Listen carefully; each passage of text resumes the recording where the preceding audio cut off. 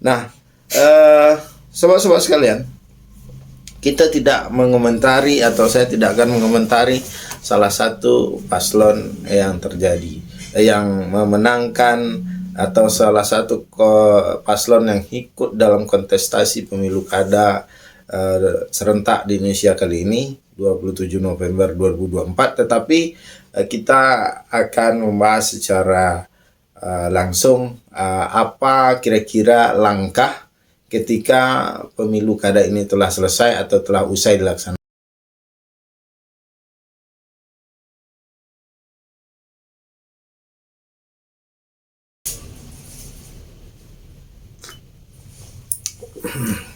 Bismillahirrahmanirrahim.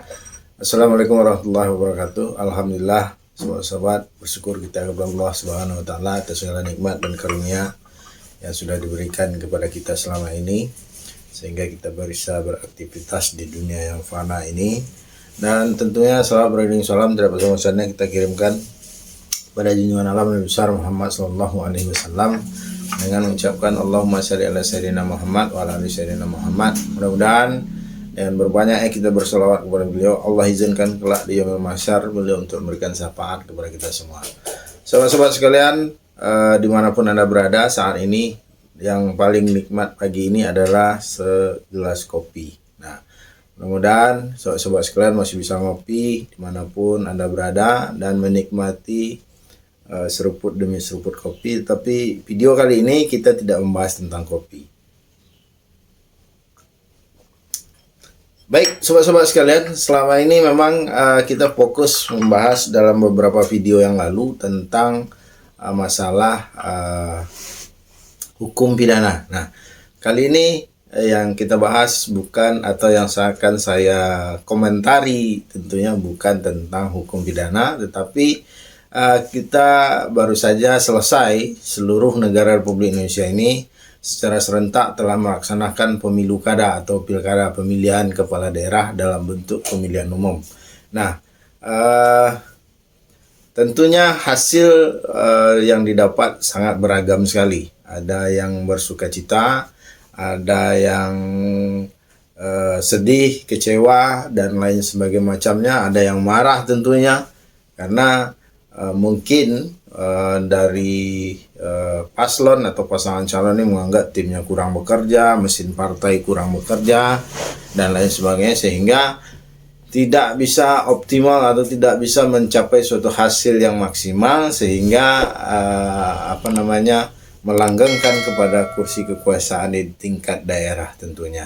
Nah, beragam hasil yang didapat selama periodisasi pemilu kada atau pilkada ini tentu juga merupakan hasil dari pola pendekatan yang dilakukan kepada masyarakat yang tentunya mempunyai hak pilih, yang mempunyai suara untuk menentukan. Nah, ini juga berpengaruh pola apa yang dilakukan pendekatannya. Nah, selain pola pendekatan, juga ada juga yang dipengaruhi dengan apa visi dan misi yang diusung oleh pasangan calon ini. Seperti apa mereka menyampaikan kepada masyarakat, dan seperti apa mereka meyakinkan kepada masyarakat, sehingga masyarakat bisa percaya untuk menitipkan amanah kepada pasangan calon tersebut. Nah, juga sangat mempengaruhi adalah tim-tim yang mereka bentuk ini. Ada yang bilang tim sukses, ada yang bilang relawan, ada yang bilang tim pemenangan, dengan berbagai macam labeling yang disematkan. Maka tim ini bekerja, yang diharapkan tentu bekerja secara optimal, mendekati masyarakat, menyampaikan apa program yang dicanangkan oleh pasangan calon yang mereka usung untuk 5 tahun yang ke depan. Nah, bagaimana tim ini bekerja juga menentukan hasil yang akan diperoleh oleh pasangan calon. Dan selain itu, ketokohan juga akan sangat berpengaruh terhadap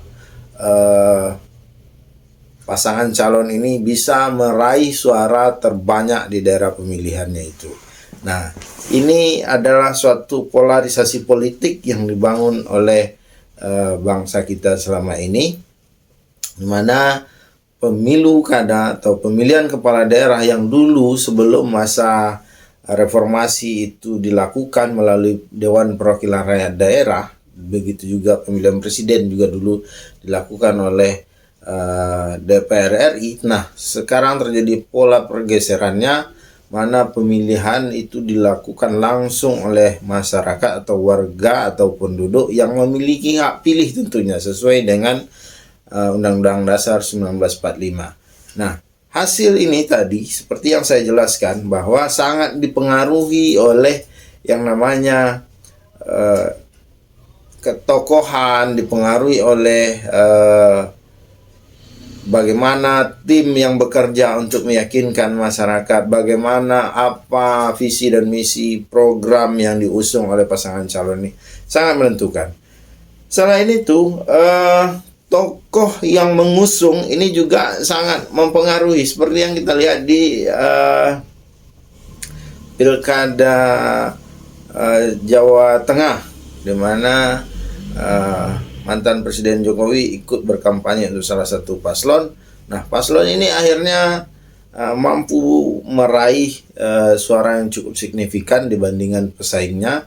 Dan juga seperti di Jakarta, ada pemilihan kepala daerah di Jakarta, Gubernur Jakarta, di mana saat ini pasangan Pramono dengan Rano Karno unggul sementara dari dua pasangan lainnya, di mana di dalam detik-detik terakhir kampanye mantan calon presiden maksudnya Anies Baswedan ikut mendukung pasangan calon Pramono ini. Nah, ini juga memberikan pengaruh, dan juga bagaimana rekam jejak yang dibuat selama ini oleh para pasangan calon ini juga sangat menentukan. Nah, saya bertemu dengan orang yang berasal dari Jawa Barat. Nah, dia mengomentari bagaimana Deddy Mulyadi yang saat ini unggul jauh di Jawa Barat, Pilkada Jawa Barat, membangun Purwakarta yang sangat bersih katanya dan sangat bagus. Nah, ini juga mempengaruhi rekam jejak. Rekam jejak ini bagaimana Deddy Mulyadi dua periode sukses memimpin sebagai Bupati Purwakarta. Nah, saat ini dia maju sebagai Gubernur Jawa Barat, dia mengungguli sangat jauh selisih yang perolehan suara yang dia peroleh, sehingga meninggalkan lawan-lawan politiknya. Nah, rekam jejak, ketokohan, visi dan misi, bagaimana seseorang menyampaikan kepada masyarakat, tim relawan, ini adalah sebuah sinergitas yang tidak bisa dipisahkan antara satu sama lain. Dan ini harus saling bersinergi untuk menciptakan suatu suasana pemenangan yang bisa diharapkan memperoleh suara atau memperoleh hasil yang sangat optimal sekali. Nah, sobat-sobat sekalian, kita tidak mengomentari atau saya tidak akan mengomentari salah satu paslon yang terjadi, yang memenangkan, atau salah satu paslon yang ikut dalam kontestasi pemilu kada serentak di Indonesia kali ini 27 November 2024, tetapi kita akan membahas secara langsung apa kira-kira langkah ketika pemilu kada ini telah selesai atau telah usai dilaksanakan. Nah, dalam sistem ketatanegaraan di negara kita ini ada yang namanya pembagian yurisdiksi atau pembagian kewenangan mengadili dari masing-masing badan peradilan yang dibentuk oleh negara dan yang diakui dalam konstitusi kita. Nah, terkait dengan pemilu kada atau hasil pemilihan kepala daerah ini terjadi persengketaan atau perselisihan, maka muaranya atau tempatnya adalah Mahkamah Konstitusi. Nah, Mahkamah Konstitusi sangat pada akhir ini akan sangat disibukkan dengan banyaknya masuk perkara-perkara tentang hasil perselisihan atau perselisihan hasil pemilu kada di semua daerah ada di Republik Indonesia ini. Nah, maka tentunya pasangan calon sudah mempersiapkan tim-tim hukum atau tim-tim advokasi dari mereka ini untuk melakukan langkah-langkah hukum atau untuk mengambil langkah-langkah hukum terkait dengan hasil pemilu kada yang mungkin tidak sesuai dengan apa yang mereka harapkan atau ekspektasinya seperti apa. Nah, juga bagi paslon yang menang, bagi tim-tim hukum yang paslonnya menang, mungkin saat ini ada waktu untuk bersukacita atau beruforia lah namanya, tapi juga harus mempersiapkan diri karena ada kemungkinan di setiap daerah itu pemilu kada ini akan bermuara di Mahkamah Konstitusi. Nah, di Mahkamah Konstitusi ini akan diuji apa bentuk keberatan yang diajukan oleh si pemohon, dan tentu akan ada pihak termohonnya dan juga ada pihak terkait tentunya terhadap hasil selisih atau terhadap perselisihan hasil pemilu kada ini. Nah, bagi yang menang saya ucapkan selamat kepada pasangan calonnya, dan Anda diamanahkan untuk memimpin di daerah Anda, maka pergunakanlah amanah itu sebaik-baik mungkin, karena apapun yang kita lakukan di dunia ini akan kita pertanggungjawabkan di akhirat kelak, terutama sekali menjadi seorang pemimpin yang tentunya akan memiliki tanggung jawab yang sangat berat. Maka ketika salah satu pemimpin umat Islam itu pernah menangis ketika dia ditunjuk sebagai pemimpin atau sebagai khalifahnya atau sebagai raja atau apalah namanya itu, dan ini sangat berat pertanggungjawabannya. Selamat kepada yang menang, mudah-mudahan Anda amanah dengan apa yang telah diberikan oleh masyarakat kepada Anda dalam Pilkada serentak 27 November 2024 yang lalu.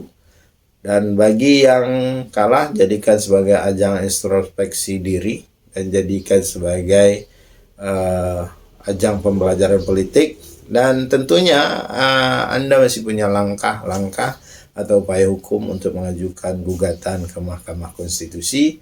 Dan selamat bekerja bagi tim-tim advokasi. Mudah-mudahan apa yang Anda kerjakan juga akan memperoleh hasil maksimal. Nah, tentu saja pemilu kada menghadirkan suasana ada yang kalah, ada yang menang, dan bagaimana minimalisir konflik yang akan terjadi, itu yang paling penting. Mudah-mudahan apa yang saya sampaikan ini ada manfaatnya. Wabillahi taufiq wal hidayah. Assalamualaikum warahmatullahi wabarakatuh.